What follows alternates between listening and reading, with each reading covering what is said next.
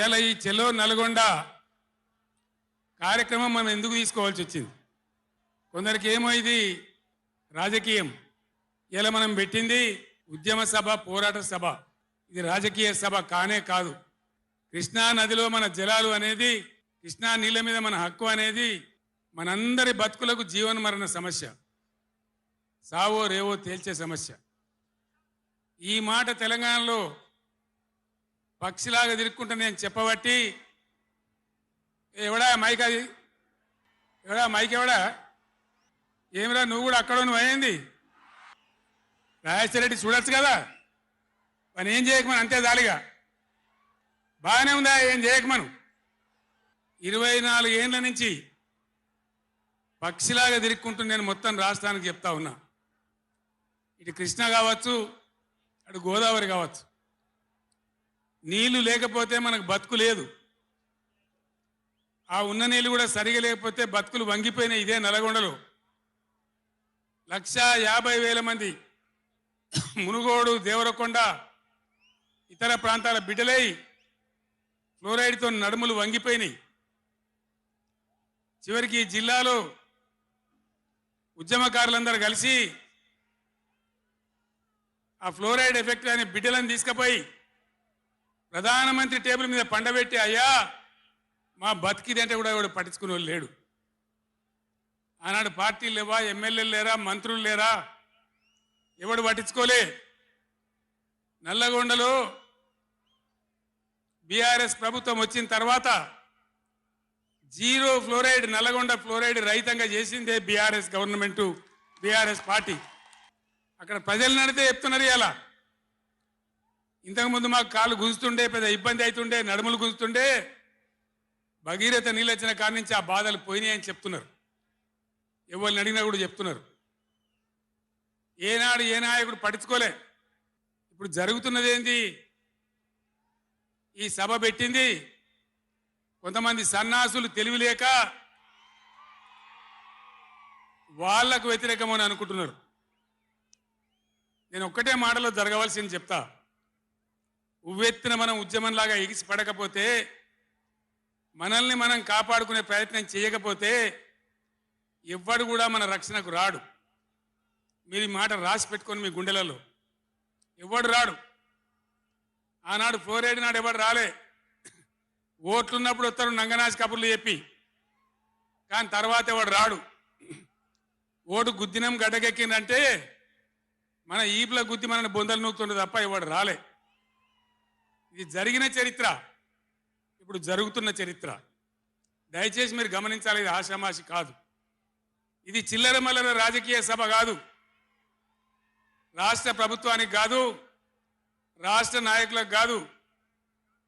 ఇలా నీళ్లు వంచడానికి సిద్ధంగా ఉన్నటువంటి బ్రిజేష్ కుమార్ ట్రిబ్యునల్కు కానీ, కేంద్ర ప్రభుత్వానికి కానీ, కేంద్ర నీటిపారుదల మంత్రికి కానీ, మన నీళ్లు దొబ్బిపోదామనుకునే స్వార్థ శక్తులకు కానీ ఒక హెచ్చరిక ఈ నల్లగొండ చెలో నల్గొండ సభ. ఇది ఏ ఒక్కరికో, ఒక వ్యక్తికో, కొద్ది మంది గురించో, పిటికడి మంది గురించో సభ కాదు. ఖమ్మం, నల్గొండ, మహబూబ్ నగర్, రంగారెడ్డి, హైదరాబాద్, ఈ 5 జిల్లాల ప్రజల యొక్క జీవన్మరణ సమస్య. జరుగుతున్నది చూసిన తర్వాత చాలా బాధపడ్డాం. మీ అందరి ఆశీస్సులతోని ఉద్యమాన్ని విజయం చేసినాం, రాష్ట్రం తెచ్చుకున్నాం.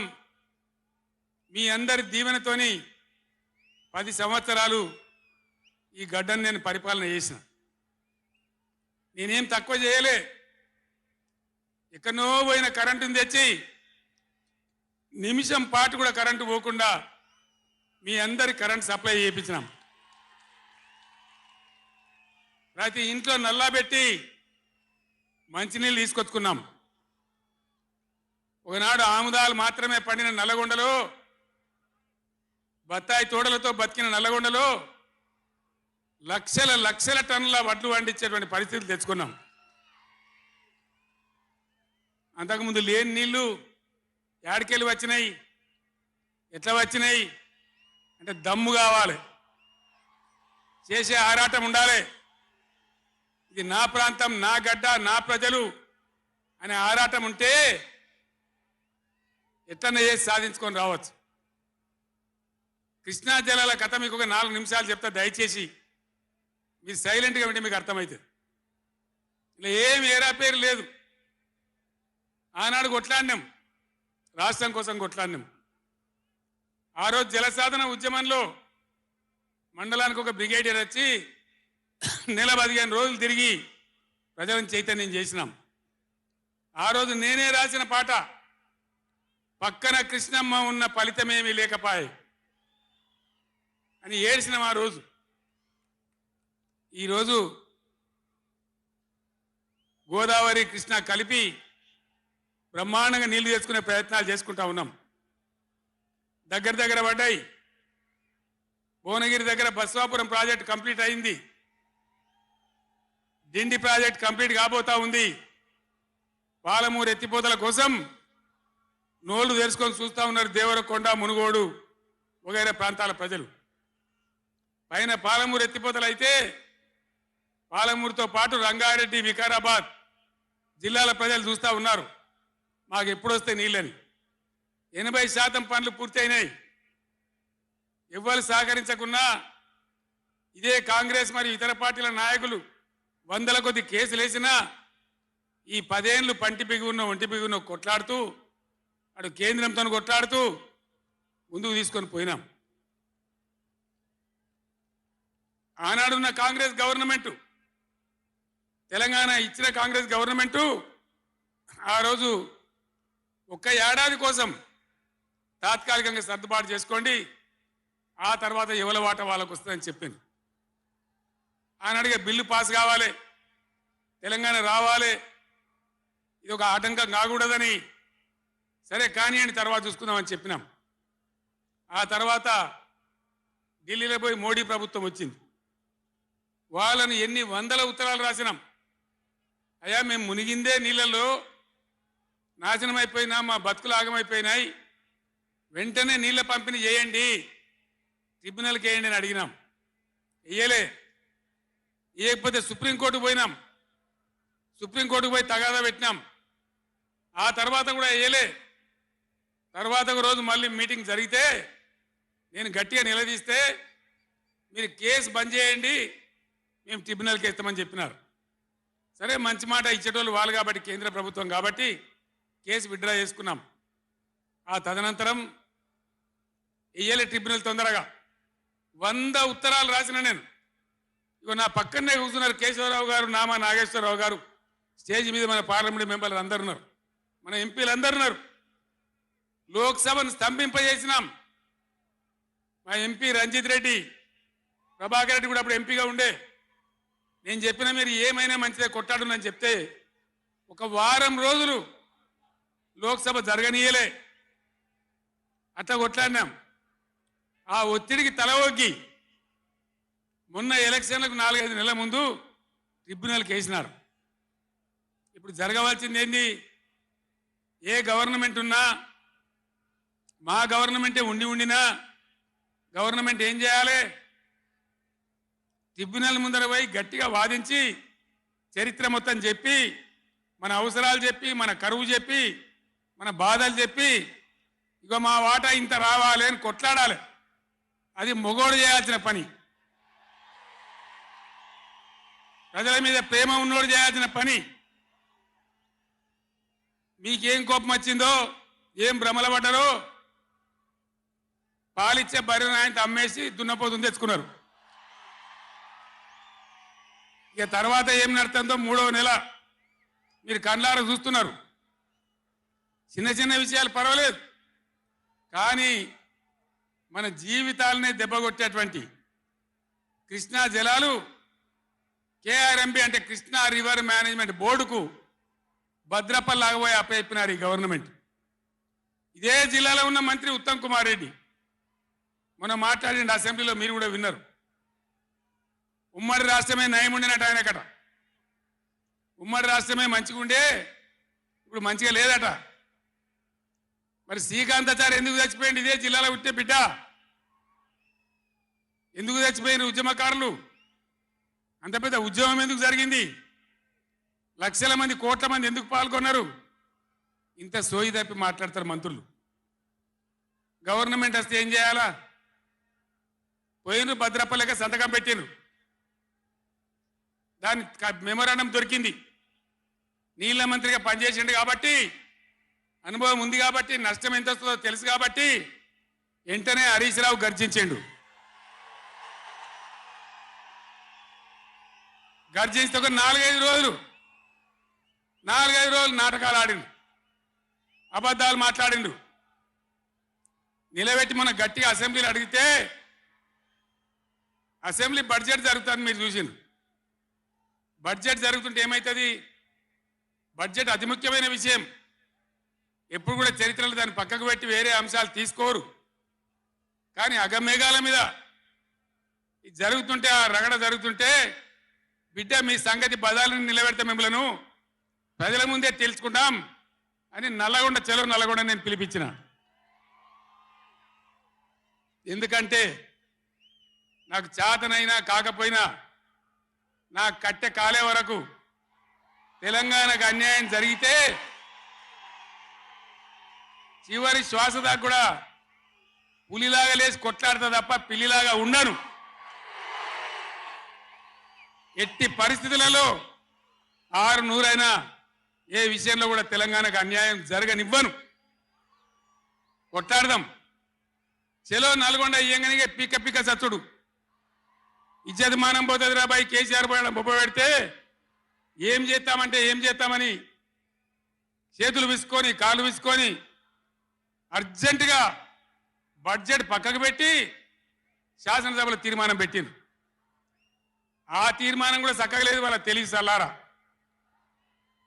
సాగునీళ్ళు తాగునీళ్ళు అని పెట్టినరు, కరెంటు ఉత్పత్తి పెట్టలేదు మళ్ళీ దానిలో. ఆ తీర్మానంలో కూడా అంత తెలివి తక్కువ తీర్మానం. అది పెట్టి ఇక మామ అనిపించుకున్నారు. అయిపోయింది కదా. ఒక రైతుకు పంట పండిందట, వడ్ల రాసి అయింది.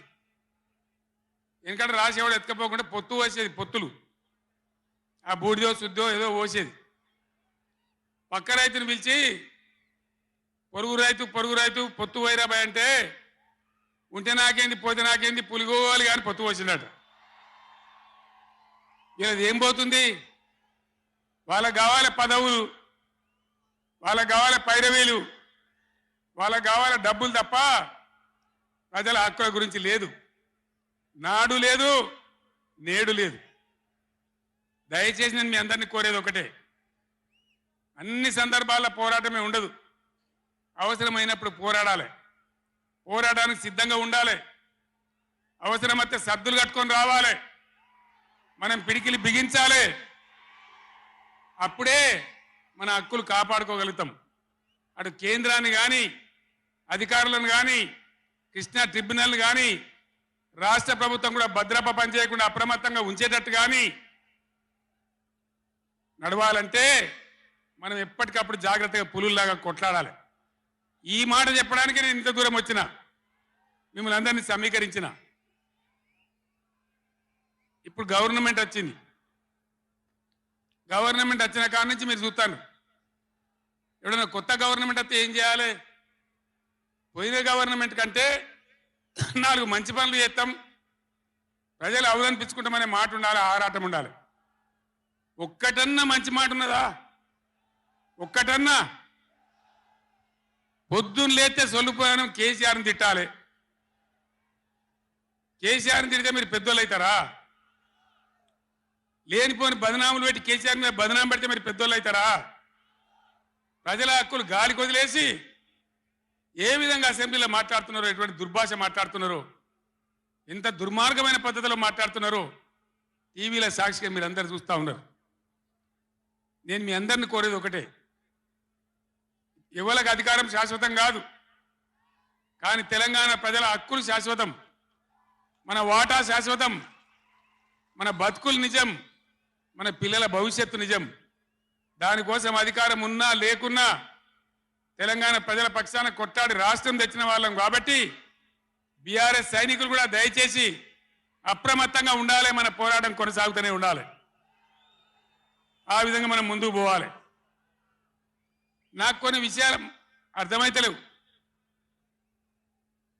ఈ మైకోనికి మళ్ళీ ఏం పుట్టిందా? ఏం చేయకమని వాడిని ఉన్నది అడుగుతామని. మేము కరెంటు తెచ్చినాం ఆ రోజు.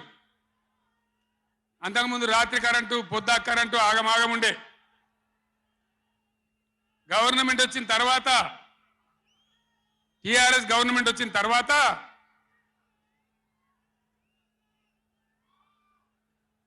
ఇంకేమైనా రోగమా, బీమారే?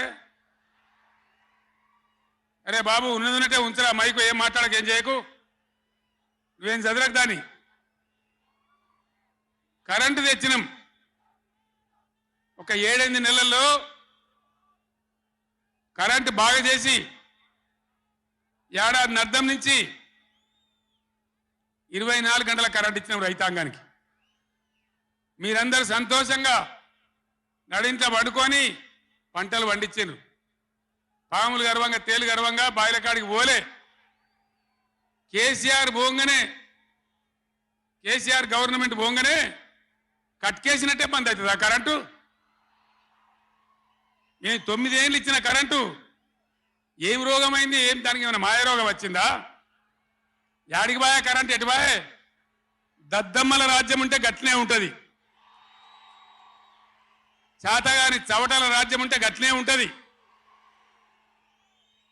వాళ్ళు ఉన్నంత మాత్రాన మనం నర్వస్ కావద్దు. ఎక్కడికక్కడ నిలదీయాలి. ఏమైందా బిడ్డ నా కరెంట్ అని అడగాలి.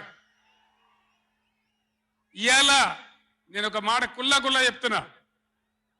మొన్నటిదాకా నడిచిన కరెంటు కాకుండా ఇదే మిర్యాలగూడ నియోజకవర్గంలో దామరచర్ల మండలంలో 4000 మెగావాట్ల పవర్ ప్లాంట్ కట్టినాం. ఇదే జగదీష్ రెడ్డి గారి నాయకత్వంలో. అయిపోయినాయి. 80% పనులు అయిపోయినాయి. 90% అయిపోయినాయి. అది కష్టపడి చేసేస్తే 2-3 నెలలు తిప్పల పడితే 4000 మెగావాట్ల పవర్ వస్తుంది. రామగుండంలో ఆనాడు మొదలుపెట్టినటువంటి ఎన్టీపీసీ పవర్ వచ్చేసింది. ఆల్రెడీ 800 మెగావాట్లు వచ్చింది. ఇంకో 800 మెగావాట్లు రాబోతా ఉంది. అంటే ఆనాడు నేను నడిపినాడు ఉన్నదానికంటే 5600 మెగావాట్ల పవర్ కరెంటు ఎక్కువ ఉండంగా కూడా వీళ్ళకి ఏం రోగం పుట్టింది? కరెంటు ఎందుకు ఇస్తలేరు? ఎందుకు తిప్పల పెడుతున్నారు? బిడ్డ అయ్యేలా చెలో నల్గొండతోనే ఆపం. ఎక్కడ దొరికితే అక్కడ బదాలు నిలదీసి మీ కథలు చేస్తాం. ప్రజలను కరెంటుకు తిప్పల పెట్టినా, నీళ్ళకు తిప్పల పెట్టినా, మంచినీళ్ళకు తిప్పల పెట్టినా ఎక్కడికక్కడ మిమ్మల్ని నిలబెడతాం. మిమ్మల్ని గవర్నమెంట్ తెచ్చిండ్రు, మాకేం బాధ్యత ఇచ్చిండ్రు? ప్రతిపక్షం బాధ్యత ఇచ్చిండ్రు. మిమ్మల్ని నిలదీసే బాధ్యత మాకు ఇచ్చిండ్రు. కాబట్టి ఎక్కడికక్కడ మిమ్మల్ని నిలదీస్తాం తప్ప వదిలిపెడతామనేటువంటి దానిలో ఉండొద్దు. ప్రజలకు తప్పు చేయొద్దు. నేను హెచ్చరిస్తా ఉన్నా ఈ రాష్ట్ర ప్రభుత్వాన్ని. ఏ విధంగా బీఆర్ఎస్ గవర్నమెంట్ ఇచ్చిందో వెంటనే కరెంటు పునరుద్ధరించాలి. ఆ విధంగా మొత్తం రాష్ట్రానికి, రైతాంగానికి కరెంటు ఇవ్వాలి. కానీ వీళ్ళ వ్యవహారం ఎట్లున్నది? చరిత్రలో ఎన్నడూ లేదు. అసెంబ్లీలో తెచ్చి జనరేటర్ పెట్టిన వీళ్ళ తెలివికి. అసెంబ్లీలోనే మొన్న మనోళ్ళు మీటింగ్లు తిరుగుతుంటే, ఒక మీటింగ్ మాట్లాడుతుంటే 7 మాటలు పోతుంది కరెంటు. నల్గొండలో జగదీష్ రెడ్డి మాట్లాడుతుంటే 7 సార్లు పోతుంది కరెంటు. ఏం మాయ రోగం వచ్చింది? మీకు తెలివిలేక, నడపరాక, చాతగాక ఇలా మంది మీద బదనాం పెట్టి బతుకుదాం అనుకుంటున్నారా? అట్లా కాదు బిడ్డ, జాగ్రత్త. బతకనీయం, ఎంబడబడతాం, వేటాడతాం.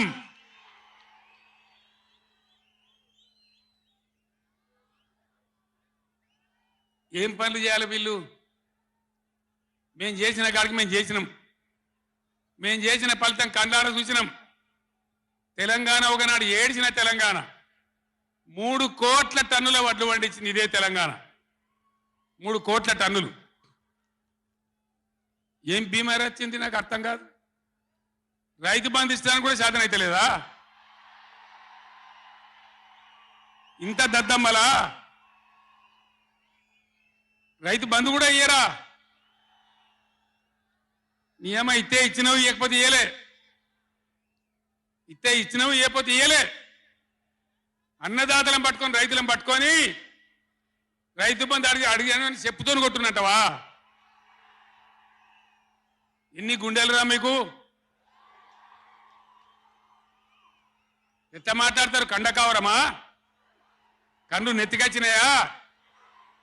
ప్రజలని నానేది అట్లా. ఒక్క మాట చెప్తున్న, జాగ్రత్త. నోడు దురిసి మాట్లాడటోళ్ళారా, చెప్పులు పంటలు పండించే రైతులకు కూడా ఉంటాయి.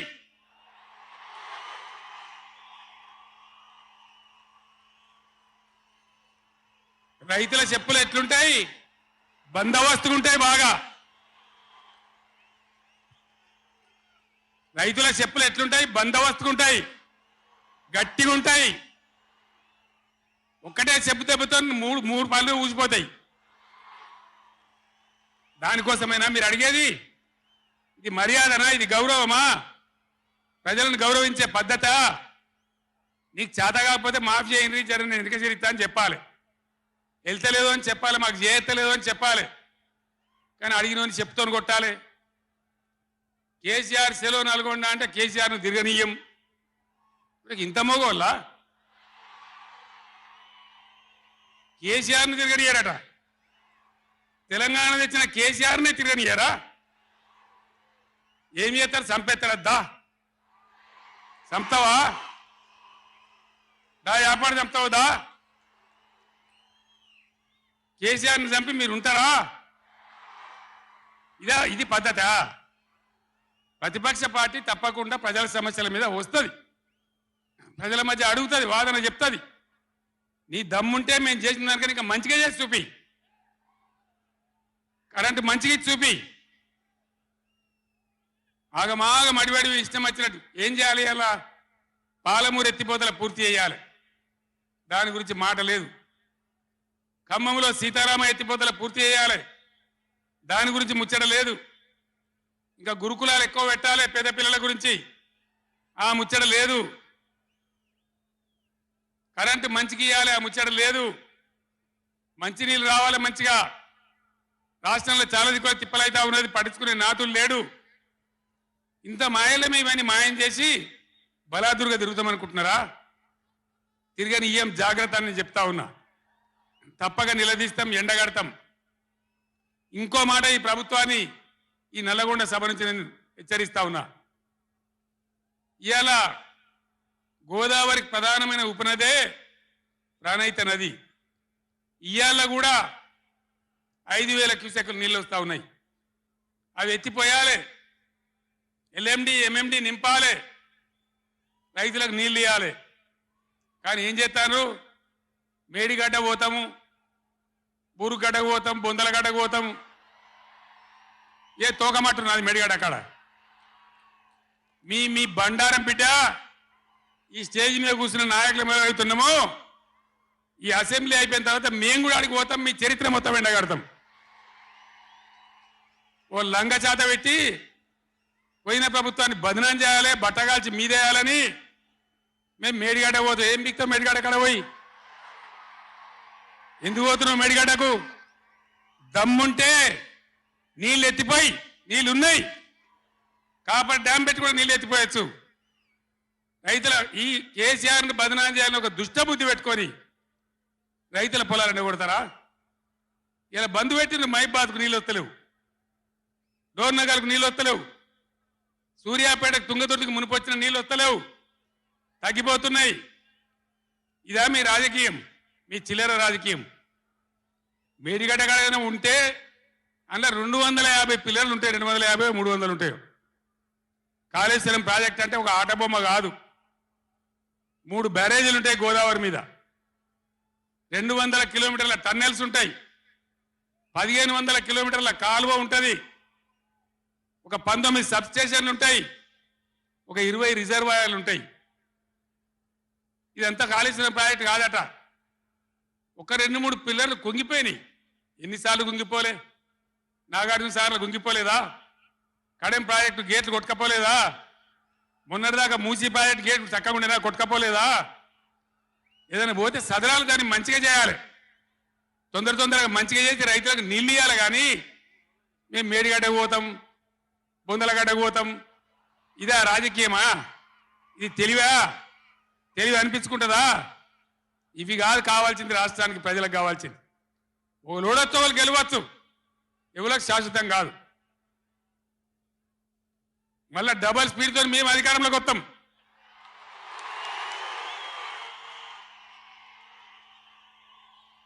అప్పుడు మేం గిట్లే మాట్లాడన్నా, ఈ పద్ధతి అనుసరించానా? మిగిలితారా మీరు నశంలకు కూడా? ఈ అహంకారంతో, దుర్మార్గమైన విధానంతో నదుల నీళ్ళ మీద నీకు అవగాహన లేదు.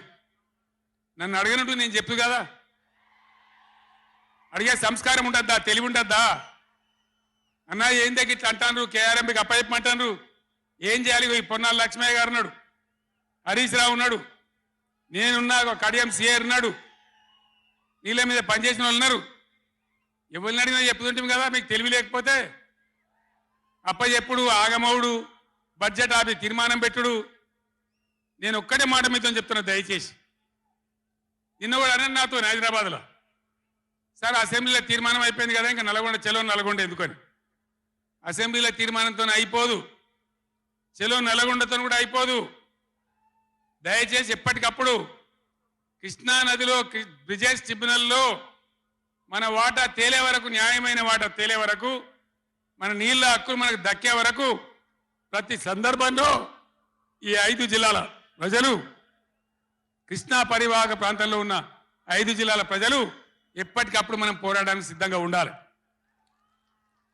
ఈ సభ పెట్టి ఇక్కడ నుంచి చెప్తేనే ప్రజలకు అర్థమవుతుందనే ఉద్దేశంతో నేను మీ అందరినీ శ్రమ పెట్టి ఈ సభ పెట్టిన తప్ప ఇది రాజకీయ సభ కాదు. ఇలా ఏ ఎలక్షన్ లేదు, పార్లమెంట్ ఎలక్షన్ కూడా ఇంకా 2 నెలలకు 3 నెలలకు ఉన్నది, ఇప్పటికిప్పుడేం లేదు. నేను ఇలా వచ్చింది రాజకీయాల కోసం కాదు. కాబట్టి దయచేసి మీ అందరిని కోరేది, ప్రజలు ఎప్పటివరకు అయితే మన హక్కుల మీద న్యాయమైన పోరాటాలకు సిద్ధంగా లేకపోతే బొండిగా విసికెత్తారు తప్ప మనకు న్యాయం జరగదు. అందుకని మీ అందరినీ కూడా ఇలా సభలో ఉన్న వాళ్ళను, టీవీలో నా ఉపన్యాసం వింటున్న వాళ్ళను మీకు దండం పెట్టి నేను చెప్తా ఉన్నా, నేను మీ బిడ్డను.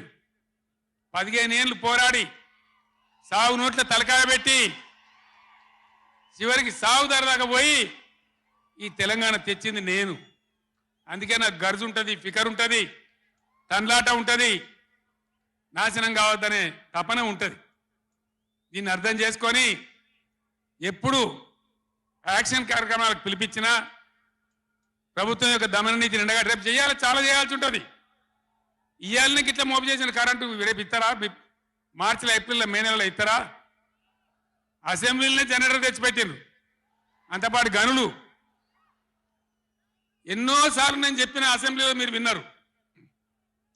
ఇదే నరేంద్ర మోడీ ప్రభుత్వం మీటర్లు పెట్టాలి, నా తలకాయ పోయినా సరే పెట్టా అని చెప్పిన నేను. 25,000 కోట్ల రూపాయలు ఇయ్యలే మనకి ఇవ్వాల్సినాయి, అయినా పెట్టలే. ఎందుకంటే నా తెలంగాణ రైతులు చెట్టుకోడు గుట్టకోడు అయినరు. హైదరాబాద్ పోయి ఆటో రిక్షాలు నడిపే గతి వచ్చింది. కాబట్టి వీళ్ళు మళ్ళీ ఒక దరికి రావాలి, పల్లెలు పచ్చబడాలి, రైతాంగం బాగుంటే అందరికి పని దొరుకుతుంది, చిన్న రైతు పెద్ద రైతు అందరు బతకాలని చెప్పి ఎంత మంచిగా వచ్చేది రైతు బంధు, ఎంత బ్రహ్మాండంగా వచ్చేది. మీ బ్యాంకులో పడి టింగు టింగుమని మీ ఫోన్లు మోగుతుండే. ఇప్పుడు బ్యాంకులో వడులు లేదు, ఫోన్ మోగులు లేదు. ఏం మోగుతుందిరా అంటే రోజు అసెంబ్లీలో అరుస్తా ఉన్నారు పనికి మాలిన మాటలు. అంతే కదా, మీరందరూ చూస్తున్నారు కదా.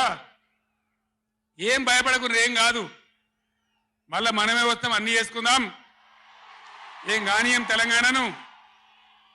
ఈ మధ్యలో కూడా వీళ్ళు దుర్మార్గం చేస్తే కొట్లాడదాం, పోరాడదాం, మన హక్కుల కోసం నిలబడదాం. రే ఆగురాబాయ్ ఆగో, ఏ ఆపా రాజశరెడ్డి, అరే ఎవడాడు? ఈ సభరా బాబు, ఇది మన సభ కాదు ఇది. ఎందుక పిచ్చోళ్ళాడా?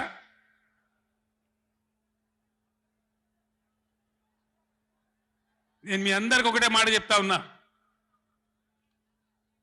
మాకు అధికారం రావాలి, ఎన్ని అబద్ధాలైనా చెప్పుదాం, ఇష్టం నోటికి వచ్చింది చెప్పింది.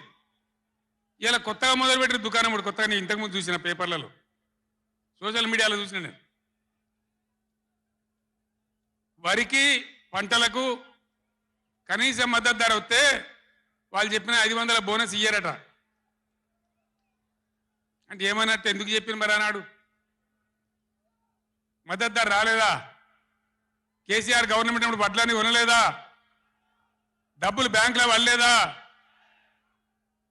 మరి ఇవాళ 20 ఏమైంది అదే ఆఫీసర్లు కదా అదే ప్రభుత్వ వ్యవస్థ కదా అదే కలెక్టర్లు కదా ఎక్కడికి పోయినరు ఏం చేస్తున్నారు మీ దొంగ మాటలతో నంగనాచి మాటలతోని ఇతరుల మీద అబాండాలేసి నేను తప్పించుకుంటామంటే నడవది బిడ్డ జాగ్రత్త మునుపు జరిగినట్టే జరగాలి ఇంకా మంచిగా జరగాలి కానీ చెడ్డగా జరిగితే జరగనీయం మిమ్మల్ని నిద్ర కూడా పోనీయమని నేను చెప్తా ఉన్నా అట్లా కొట్లాడతాను తప్ప ఊకోము కృష్ణా జలాలలో అటు గోదావరి జలాలలో తెలంగాణ రాష్ట్రానికి రావాల్సిన సంపూర్ణమైన వాటా వచ్చేదాకా బీఆర్ఎస్ కొట్లాడుతుంది ఇలా అసెంబ్లీలో తీర్మానం చేయగానే కాదు అఖిల పక్షం తీసుకొని పోవాలి ముఖ్యమంత్రి అధికార పార్టీ అన్ని పార్టీల రాజకీయ నాయకులను ఢిల్లీకి తీసుకొని పోవాలి ప్రధానమంత్రిని నిలదీయాలి మా వాటా మాకు వస్తే తప్ప ఊరుకోమని చెప్పాలి ఆ చెప్పేదాకా మనం కూడా ఎంబడ పడాలి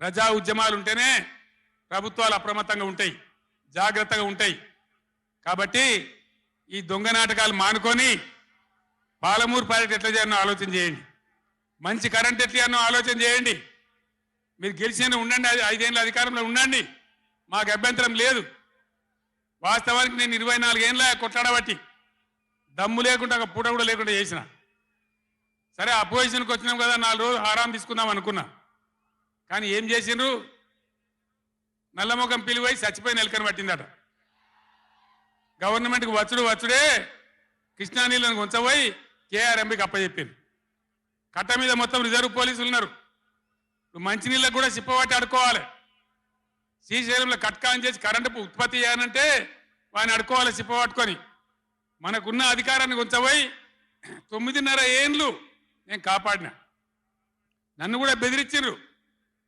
కేసీఆర్ ని గవర్నమెంట్ తీసేస్తాం రాష్ట్రపతి పరిపాలన పెడతామన్నారు పెట్టు దమ్ముంటే చూద్దామని చెప్పిన నేను కానీ చెప్పలే మా మీద కూడా మస్తు ఒత్తిడి తెచ్చారు ఎప్పటికప్పుడు లెటర్లు రాసుకుంటూ బోధన చేసుకుంటూ పార్లమెంట్లో మన ఎంపీలు మేము కొట్లాడి ఆపినాం కానీ చెప్పలే ఇలా వీళ్ళు చెప్పిండ్రు మొన్న మన ఎంపీలు పోయినరు రామా నాగేశ్వరరావు గారు రంజిత్ రెడ్డి గారు కేశవరావు గారు అందరు పోయినరు చివరి మాట చెప్తున్నాను నేను పోయా మంత్రిని కలిసి ఏమయ్యా గట్టెట్లు ఇచ్చినావు నువ్వు ఎట్లా తీసుకుంటావు నువ్వు కేఆర్ఎంబి నాగార్జున సాగర్ మా చేతులు ఉన్న ప్రాజెక్ట్ నువ్వెట్లా తీసుకున్నావు అని అడిగితే మీ గవర్నమెంట్ వచ్చింది ఒప్పుకొని పోయిందండి మరి మీరు బీఆర్ఎస్ వచ్చేమో ఇట్లా అంటున్నారు వాడు మాట్లాడి ఉన్నది కుండ బద్దలు కొట్టిండు మన ఎంపీల ముఖం మీదనే చెప్పిండు మీ తెలంగాణ గవర్నమెంట్ వచ్చి ఒప్పుకొని పోయింది మరి మీరు బీఆర్ఎస్ వచ్చి వద్దంటుండ్రు ఇదేం కథ అని మాట్లాడండి అందుకే నేను చెప్తున్నా ముఖ్యమంత్రి కానీ ఇరిగేషన్ మంత్రి కానీ రాష్ట్ర మంత్రివర్గం కానీ ఇప్పటికైనా పిచ్చి పనులు పిచ్చి ఆలోచనలు బంద్ చేసి వెంటనే అసెంబ్లీ బడ్జెట్ సమావేశాలు ముగించి మొత్తం అఖిలపక్షం తీసుకొని ఢిల్లీకి పోవాలి మాట్లాడాలి బిఎస్ ట్రిబ్యునల్ టైం ఫ్రేమ్ పెట్టమనాలి ఇలా గవర్నమెంట్ చేయాల్సిన పని మాకు ఎన్నో దశాబ్దాల నుంచి అన్యాయం జరిగింది కాబట్టి బ్రిజేష్ కుమార్ ట్రిబ్యునల్కు 6 నెలల్లోగా తేల్చండి అని కేంద్రం ఆదేశాలు ఇచ్చినట్టు కేంద్రం మీద ఒత్తిడి తేవాలి గా పని చేయాలి కానీ గొంగడి నాది కాదు చెప్పులు నాది కాదు అన్నట్టు నాకేం జిమ్మదారు లేదన్నట్టు అధికారానికి అయితే వచ్చినాం మళ్ళీ చూసుకుందాం 5 ఏళ్ళ నాటికి అన్నట్టు వ్యవహారం చేస్తే ఊరుకోరు గర్జిస్తారు నిలదీస్తారు ఎక్కడికక్కడ ప్రజలు నిలబెడతారు ఇది మునుపటి ఎడ్డి తెలంగాణ కాదు లేచిన తెలంగాణ టైగర్ తెలంగాణ ఈ తెలంగాణ ఒక ఆవాజ్ ఇస్తే 1,00,000 పిడికిలెత్తి పోరాటం చేయడానికి సిద్ధంగా ఉన్న తెలంగాణ కొట్లాడదాం కదా పోరాటం చేద్దామా జై తెలంగాణ జై తెలంగాణ జై తెలంగాణ ధన్యవాదాలు